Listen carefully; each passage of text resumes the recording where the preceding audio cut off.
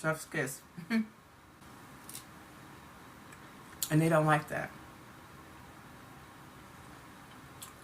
They don't like when you come in and shake the room.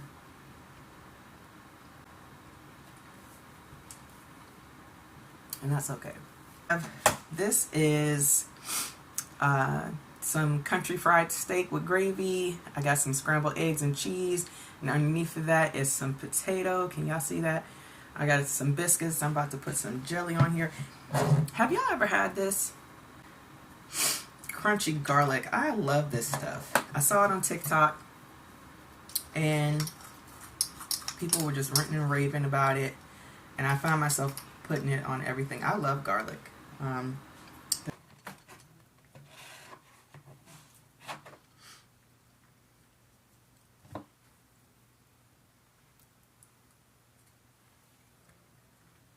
Or whatever you call it. I just like their food.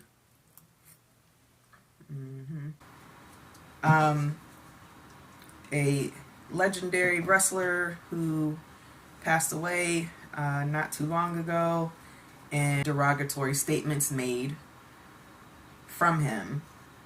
To my knowledge, shout out to Mel, love you dearly. That's a high school friend of mine, and she had this really awesome post, and she was very disappointed in his actions.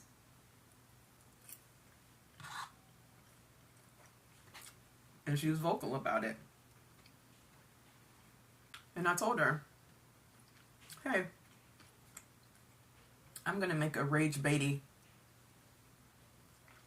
type post, but it's going to be true. I know some people make, and the conversations, people were definitely expressing their disappointment. I had some people expressing how they weren't really all that concerned about what happened outside of wrestling, basically.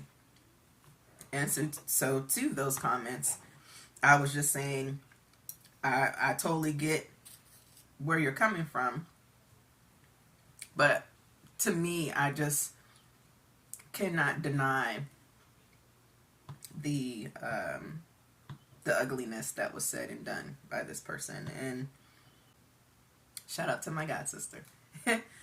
The dialogue between me and my god sister, which was totally unrelated to them, and to protect their feelings, or at least what I was trying to do, I deleted the conversation because they were feeling attacked. And I'm like, and I made it clear, what we're saying at this point is not about you. It's not in any reference to you. We are speaking to the people who are putting this man on a pedestal and saying that racist comments are acceptable. That's who we were targeting. That's who we were talking about. That's who we were calling, I can't even say it on here.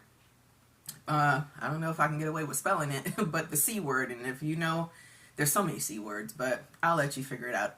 If you keep reacting, even after you've been told it's not about you, then I guess you're making it about you now. And that initially were associated with, then they jumped on the post, just jumping out there without really reading the context of everything. They're just assuming based off of one person's statement. It became very childish. I deleted the comments because I'm like, we're not talking about you, and I'm done at this point expressing to you, because I feel like I've given you grace, but you continue to try to make yourself a victim. So nobody's cussing, nobody's yelling, no, we're all having a mature conversation, and your response is to accuse people of being essayed or just malicious type, very childish. Clearly, like, your mental state is, therapy is probably what's needed, right? Do people just get comfortable behind the computer, behind the screen, and they just say stuff just to say stuff? Because I feel like who you see on my channel, I'm like this in person. I might be worse in person.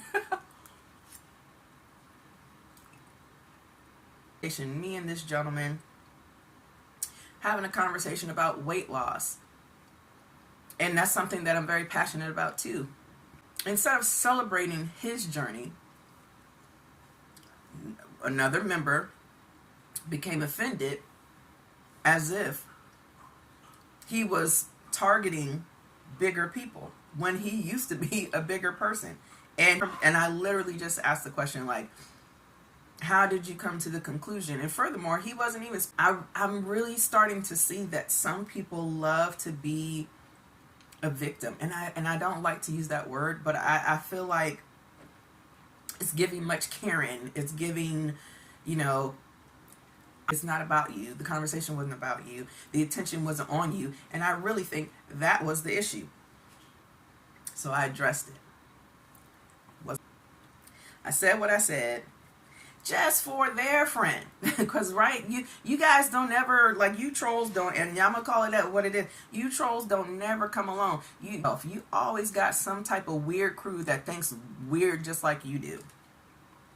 They come in, and instead of addressing me personally, instead of, like, pulling me to the side to say, hey, right? Hey, JP, I don't really like the way that you said that. Or, you know, giving some type of context to why this person even jumped out there to feel. But you were just talking to me like we were friends. And I don't use that term lightly.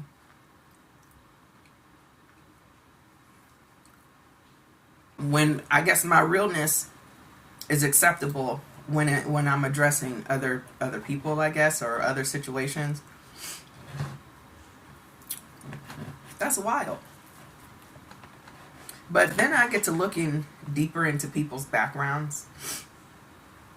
And people are very unhappy. And that's why they sit in these groups, because they're all just feeding off of one another. They're not happy. Traumatized people who will not recognize that they're traumatized. They will not recognize that they have deeper issues at home. A lot of these people are in unhealthy relationships, marriages, engagements, whatever you want to call it. Some of them have super crazy baby daddy, baby mama drama. I thought for all that I had going on, let me come and join a group where there's other adults. We can talk about adult content, and there's games, and there's all these great things, you know, to do. You can express yourself. You can't. You can't express you have to go along with the masses. You can't be authentic. You can't be real. You cannot be yourself. Let me change that. You can be yourself. You just can't be too much of your real self, because it's gonna shake the room. I don't hate these people. They probably hate me, especially after this video. It's okay. You'll be all right. Life goes on, right? But one thing I will say is always be you. Be authentically you. Don't try to go along with the masses. Be okay with not having friends sometimes. It's okay to really take that time to build and work on your self-esteem, on your confidence, and not to be confused with being cocky. Work on your confidence. Work on you. Elevate yourself, right? Make sure you get out here and strive for the things that you really want in life, because groups come and go, people come and go, but there's only one you. And so be authentic. You know, it's cool. Like, I think people have a hard time, and they project that. You can tell when you are confident and you have really come into yourself. Again, you will just bother spirits. You will bother so many souls in this world, because they have a hard time accepting themselves. They suffer from low self-esteem. Like I said, a lot of them are in very toxic relationships that they don't want to let go of, because they feel like they can't do stuff by themselves, or they're scared to be alone. And being alone is not to be confused with being lonely. That's a whole nother subject. Thank you so much for joining me. It's JP Eats Good.